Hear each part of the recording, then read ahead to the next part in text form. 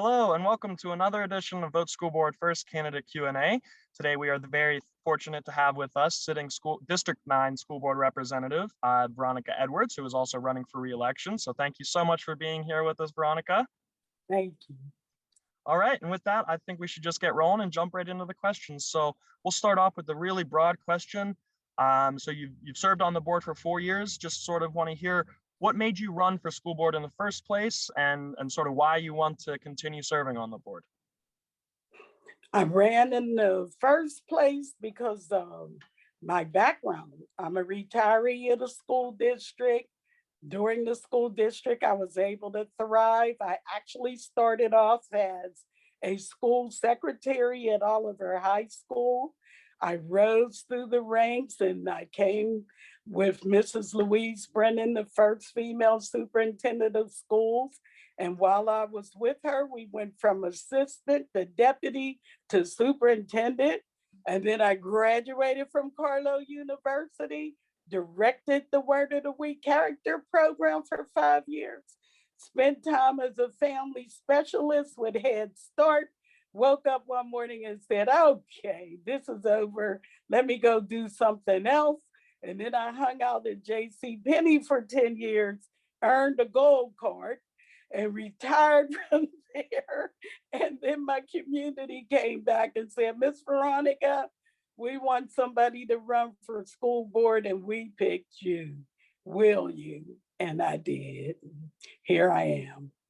Awesome. Well, I came back for student achievement. That's what the mission and vision of the school district is, educating young children, academically, physically, emotionally, arts, all the things that we teach in our schools. That's our mission and our vision, is to educate young children. That's why I came back. Awesome, thank you. So sort of, I'll touch on something you said there. So how do you see the role of a school board representative in supporting student achievement? Governance. We get every report. We get the KPIs. We get the reports from outside of the district. We get the reports, community reports, like even A+ schools. We get a lot of data. We get a lot of information to make our decisions. And then we learn about curriculum and instruction, and we learn about what kind of books the kids will need, what kind of computer programs will serve them best.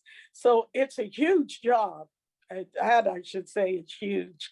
I don't think you know until you actually walk in the shoes. It's a huge job, but we can do it, but you have to do it with knowledge and wisdom and commitment, because as you know, we're volunteers. So if there is no money in it, then you need to know why you're there. That's right. Thank you.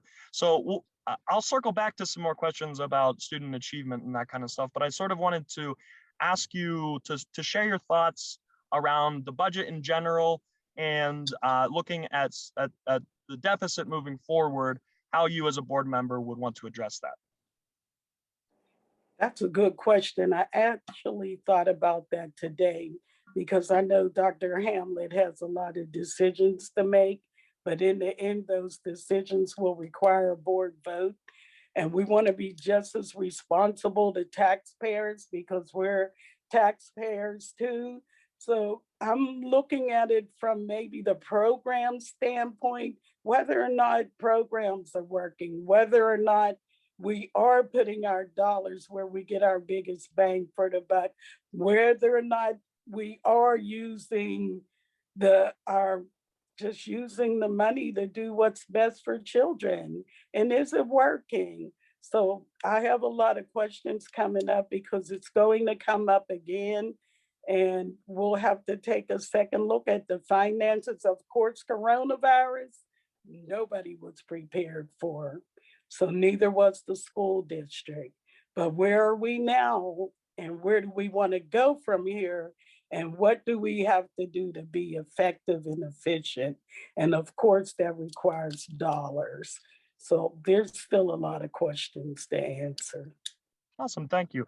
So I think I guess this is a two-part question. I think looking back on your first term, what's something that you're really proud of serving on the board, and then looking forward, what would be something you really want to accomplish in your second term? I would be really proud that we dedicated a playground at Langley Pre-K to 8 in honor of Mrs. Evelyn B. Nicer. And we just lost her last week. And she's the one who helped me to get to where I am now. And I was so proud to be able to say that we left that playground in honor while she could smell the roses. She was there. We held a ceremony. Ooh, I liked her. I liked her. So if I had to pick out the one thing today, I would say putting that playground in for pre-K, which allowed us to get a pre-K class, and doing that while she was there to be honored, it's probably the most I'm proud of at this moment. Thank you. Awesome. Yeah, and looking, what do you hope to achieve, or what would you be one of your priorities in your second term? And the Pennsylvania Human Relations Commission report is an independent report. I'm going to say I want us to take a serious look at it, a serious look at education, work along with the union, work along with parents and who wants to help us to get our children off, because loss is there. During this time I've been off, I spent over a year now, just delivering essentials to the Mountain View, Crafton Heights area every Friday while the kids were out of school. I went to the Light of Life mission. I went to food banks. I put boxes of food in my car, and I would take them to people who have children, because I know that it was difficult for them whenever they didn't have breakfast and lunch through the schools. So I picked up that part for myself to just give back in the community. And then last week we held a vaccination for the community and parents and students to get a vaccination in the West End too. And those were all positive and they all worked. Awesome, thank you. So switching gears a little bit, I mean, I think we're all well aware of the sort of enrollment decline that we've seen here in Pittsburgh Public Schools. However, one group of students that has been growing at a pretty fast clip are English language learners, and with them come different needs and different support systems. So how do you, or how have you, and how do you see the role of a board member in supporting not just English language learner students, but their families as well? That's a good question too. Those were the people that I served when I went to Mountain View and when I went to Crafton Heights. The majority are not from the United States. So along with food, giving food, being a food desert, being able to meet people and to talk to them and to understand. But the number one problem is the language barrier, because the children speak English, the adults do not.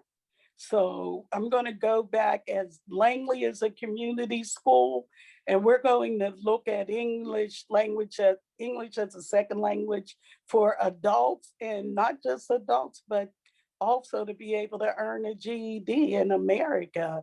So we're not going to educate just the kids, but the parents too. And maybe educating the parents along with the students will lead to greater academic achievement for the students. That's my hope. Awesome, thank you. So unfortunately, because of the pandemic, I haven't been able to do one of my favorite activities around our voter education campaign, and that's going into our high schools to register students during lunchtime in the cafeteria and hear from them what they want to ask school board members. And there's always one question that gets the most play, so I'd be remiss if I didn't ask it. Okay. And that's about food service and increasing the quality of lunches. So that's the sort of student question, but then also from our friends at the Pittsburgh Food Policy Council, Yes. a question around, would you be supportive of a policy that a good food purchasing policy, one that takes into factors like animal welfare, nutrition, fair labor standards, and local economies when we're making our food service purchasing decisions. So it's sort of a double question, just sort of from students want to know how the district can improve food service, just because they're the ones that are eating it every day. But then the larger picture, the school district is buying a tremendous amount of food, and how can we really leverage that?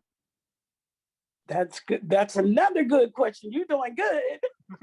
First, there is a food service day, though, where we invite the 8th grade through 12th grade students. And on that day, people come in, vendors come in, and you're allowed to sample that food as much as you can eat, or even if you want to take some with you. So there is an opportunity for students to be involved, and we give chips to the people that we would like to see become vendors in the Pittsburgh Public Schools. And of course, that's ran by Ms. Curtis-Steen Walker. So they're always looking at nutrition. The kids don't always look at nutrition, but we always look at nutrition and whether or not it's something the kids will like there are now taco salads, and there are now Mexican food. There is some food that would be even Asian, that are even looking at different groups, how people like it, but commonly most like a good salad. So working along with food policy, I'd be willing to sit down and do that and talk to some people, do some research, ask the kids.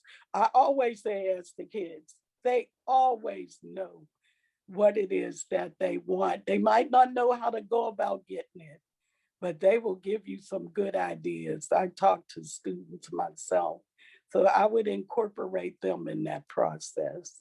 Awesome, thank you. So you had mentioned the opening of an early childhood classroom at Langley. So we've seen some dramatic enrollment declines over the past year in our early childhood programs. I'm sure there's a multitude of different reasons for that. But I'm curious to hear from you different ways that the board can support expanding both early childhood classrooms, but also more fundamentally access to Pittsburgh Public Schools early childhood programs. It would be in the outreach effort.